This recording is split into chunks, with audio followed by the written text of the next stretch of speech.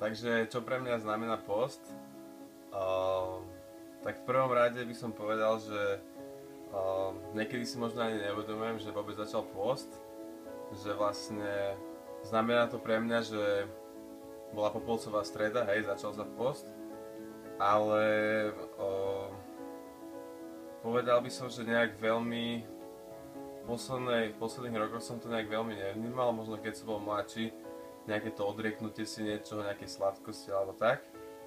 Ale teraz ako som sledoval napríklad tieto videá na Facebooku od Jackyho, tak som si uvedomil, že vlastne naozaj, že som si tak položil otázku, že čo pre mňa znamená ten post a som si uvedomil, že vlastne ani moc neviem, čo to pre mňa znamená. Že v podstate ten post je to niečo také, nejaké obdobie, hej, ktoré je v tom roku.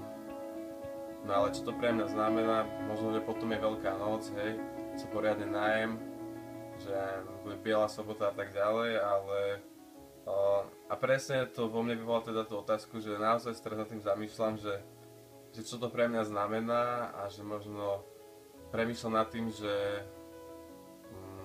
čo by to pre mňa malo znamenať a čo by mi to malo dať.